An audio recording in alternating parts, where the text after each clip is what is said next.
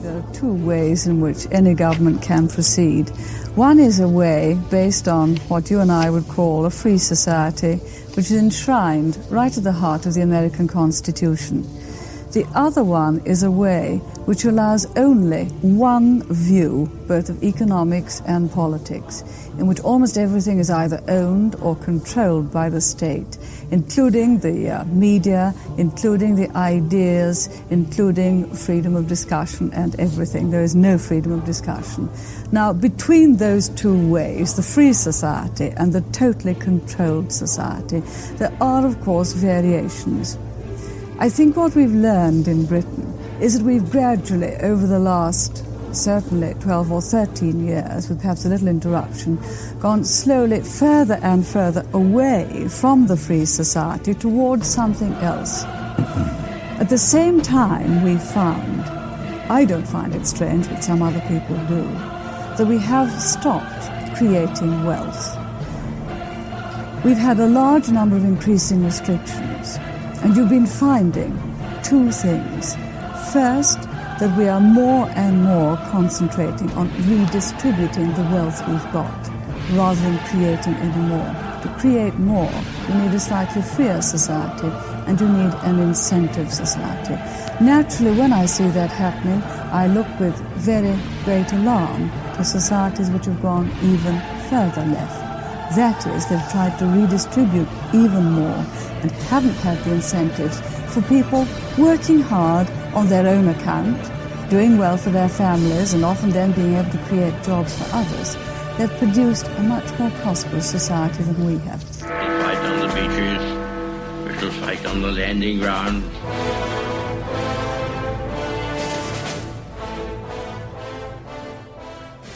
Thank you for joining us. You are listening to A Radio, and this is The Morning Moment. We're on weekdays, 11:45 Eastern. Follow us on Spreaker.com and click on the like button. This piece is from the Guardian newspaper. The links will be on my site. This is one of the latest examples of the British government in action. They can't control violence on the streets of its capital. They tell visitors and residents alike it's all part of modern living in a modern city. But woe betide anyone saying anything on the interweb, because you are at risk in the UK of being arrested. I kid you not. Police and policing has been cut to the bone and beyond. Yet money abounds for so-called hate crimes. There are banks of officers in each of the counties in the UK sitting at computers all day, every day, 24 hours a day, monitoring you, seeing what you are doing, looking for key words. And if you, woe betide you, if you use one of those key words, they'll be knocking at your door. Very much like those Nazi detector vans going around in World War II, looking for secret radio communications. And very similar, actually, to what they have in the UK currently, TV detector vans, looking for unlicensed televisions. But that's a story for another day. An example I will give you, and I know this for a fact, that I used to live on a housing development in the south of England that used to be looked over by a police station on the edge of the area. It was located between two areas. That has now been closed. The nearest police station is nearly 3 miles away, perhaps even a little bit more, and has to look after an area 10 to 12 square miles. But what's more important is that that 10 to 12 square miles encompasses approximately 500,000 people in and around that area. So petty crime, vandalism, even goes on in broad daylight and has even increased exponentially. Police don't even bother now to investigate that type of crime, but type the wrong word or wrong phrase into your local social media platform and you could be heading for jail. 2 years to be precise, if not more. 10 years ago or more, crime was quite low in the area. Now it is completely spiralling out of control. PC-ness is killing Britain and Britons, and the average British citizen is too scared to either say anything or do anything about it. Unless you're an MP and have parliamentary privilege, you dare not say a thing. Consider that for a moment. Just consider that for a moment. Here's the piece. Internet crackdown raises fears of free speech in Britain. Critics of the government's flagship internet regulation policy are warning it could lead to a North Korean-style censorship regime, where regulators decide which websites Britons are allowed to visit. And who are these regulators, by the way? Because of how broad the proposals are. The item continues. The mooted legislation launched Monday, April 8, in the online harms white paper covers any website that allows users to share or discover user-generated content or interact with each other online, a definition which potentially covers vast areas of the internet, as well as social media companies and the discussion forums. Any site with comment sections, crowdsourced reviews or individual user profile pages falls under that definition, encompassing everything from online news to video game stores. The regulation imposes a duty of care on affected sites, holding them liable for restricting behaviours which are harmful but not necessarily illegal. A site that does not fulfil its duty of care could be fined. Its senior managers could be held criminally liable, or the regulator could demand the site be blocked entirely. Social media firms to be penalised for not removing child abuse. The proposed rules and the creation of a regulator to enforce them are part of a wide-ranging series of recommendations that attempt to tackle the spread of material related to terrorism, child abuse, and self-harm and suicide on the internet. The white paper unveiled on Monday comes following growing pressure on the government to act in the wake of the death of a teenager, Molly Russell, whose father believed that the exposure to images of self-harm on social media was a factor in her taking her own life. So for one person making one view, the whole of the UK has to change. What the hell have we come to? That one person is not in a safe space. We have to change our lives. I mean, it's ridiculous. But critics from across the political spectrum have warned the legislation could also threaten freedom of speech. No kidding, because they don't have it already. Jim Killock, the executive director of the Open Rights Group, said the government's proposal would create state regulation of speech of millions of British citizens. We have to expect that the duty of care will end up widely drawn, with serious implications for legal content that is deemed potentially risky, whether it really is or not. On Monday, government ministers sought to reassure critics. Sajid David, the Home Secretary, said press freedom is absolutely sacrosanct in this country, which is a load of baloney, and that there's nothing in this white paper that challenges that in any way whatsoever. So what I'm going to read now is what they are proposing. This is kind of being highlighted. The regulator will be tasked with ensuring online companies meet a new duty of care to their users. That regulator, which may be a new body or a pre-existing organisation such as Ofcom, given new powers, would have the power to issue significant fines against technology companies it finds in breach for serious harms or for repeat offenders.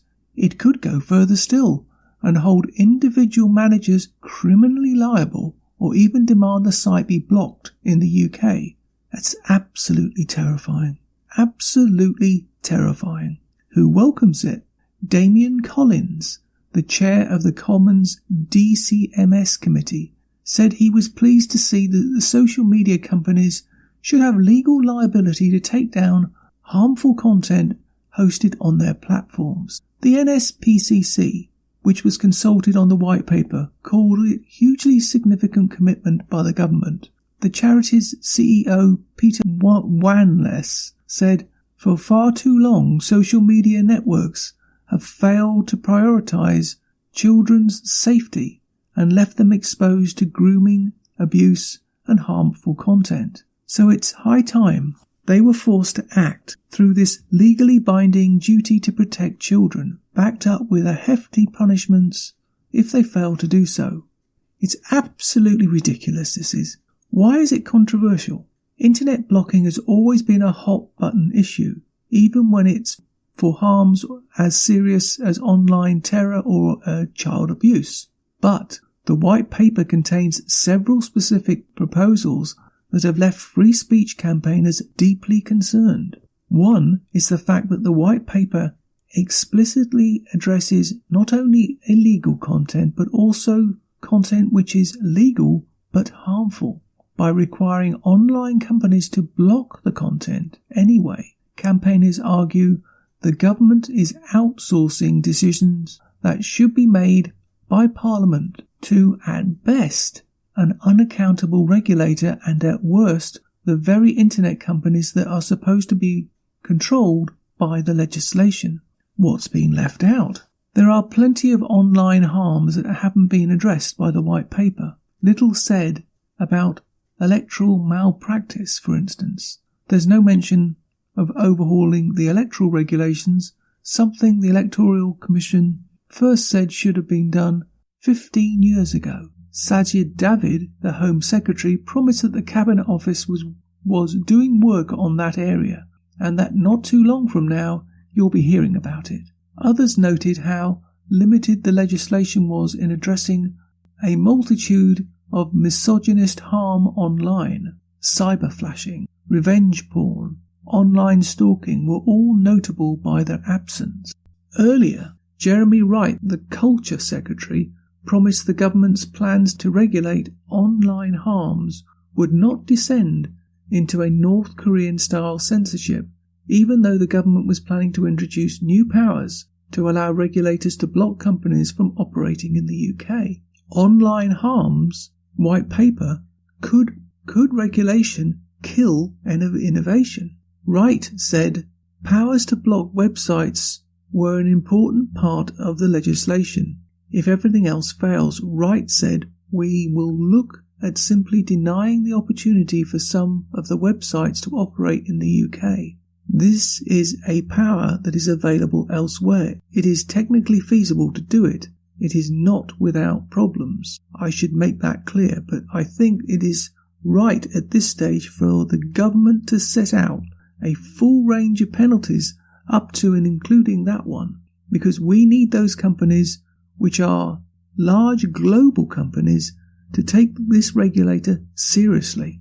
Others said the legislation might not even have its desired effect of reining in large tech companies. Dom Hallis, the executive director of the Coalition for a Digital Economy, which represents UK startup industry, said these plans will entrench the tech giants, not punish them. The vast scope of the proposal means they cover not just social media but virtually the entire internet, from file sharing to newspaper comment sections. That those most impacted will not be the tech giants the government claims they are targeting, but everyone else. It will benefit the largest platforms with the resources and legal might to comply and restrict the ability of British startups to compete fairly. There is a reason that Mark Zuckerberg has called for more regulation in its Facebook business interest, but some of the social media companies think regulation could be counterproductive. One industry source said this legislation stems from a perception that West Coast technology companies have alien and unaccountable power that they could wield in the UK. But relocating the power to an unelected and unaccountable regulator would be just as problematic, or worse. Parliament is where decisions that affect free speech should be made. The government is declaring some speech legal but harmful, and giving very vague definitions of what the speech is on issues such as cyberbullying, trolling. There's almost no detail. Well, the article continues. and I urge you to go and read it online. But I'm just going to go back. Okay, so I'm back. The pieces I wanted to pick out are these, and I'm quoting from the article again. But critics across the political spectrum have warned the legislation could also threaten freedom of speech. Sajid David, the Home Secretary, said press freedom is absolutely sacrosanct in this country, and that there is nothing in this white paper that challenges that in any way. So my question is, why is press freedom sacrosanct and not the citizens of the UK's freedom sacrosanct? Why did the press get a pass and every other citizen in the UK has to shut up or be arrested? That's the first comment. Second comment from the second piece I'm quoting. But the white paper contains several specific proposals that have left free speech campaigners deeply concerned. One is the fact that the white paper explicitly addresses not only illegal content, but also content which is legal but harmful, requiring online companies to block the content anyway. Campaigners argue the government is outsourcing decisions that should be made by Parliament to, at best, an unaccountable regulator, and at worst, the very internet companies supposed to be controlled by the legislation. Right, let's just unpack that for a minute. No one should be blocking anybody from doing anything, okay? And these people are so smart today that any government blocking anything, directly or indirectly, will be bypassed. There are ways to see things that you're not allowed to see. Do they really think that people will be stopped by any government legislation? No, they won't. Here's the final bit. Parliament is where decisions that affect free speech should be made. The government is declaring some free speech legal but harmful. That statement alone should scare the bejesus out of anybody. No government should be deciding what is and what is not free speech. Not in a free society. Yeah, if you want to go to North Korea, maybe so. If you want to go to China, definitely. But in the UK, free speech is free speech. If you don't like it, walk down the street. Walk away. What has happened to the UK that they can even make comments like this? It is bizarre. Why have citizens given up, folded up their arms, and gone into the fetal position? When are you going to stand up and fight? When your MP next comes to your door looking for your vote, why not tell him, I'm not voting for you because you'll keep taking away my free speech. You have no right to take away my free speech, unless you swear right now that you're going to remove any impediments for me to watch what I want, say what I want, do what I want, then I'm not voting for you. And I don't care whether it's Labour, Liberal, Conservative, whatever party you think you might vote for. Ask them that question. What gives you the right? Who are you? You represent me. You work for me. You are my representative. Not for your personal benefit, for me, to look after me. And if you don't think you can do it, go and do another job. Freedom isn't free, but free speech is free. But you have to fight for it, because every day these darn communists are creeping out of the woods. Bernie Sanders is a classic example. He is a communist, plain and simple communist. They practice and practice and practice for years to sound convincing, to sound genuine. They are the most dangerous people in the world. Anyone who says this, Parliament is where decisions that affect free speech should be made, is a communist. Nobody in the Western world needs anybody like that in any position of power. No one. And that's my comment.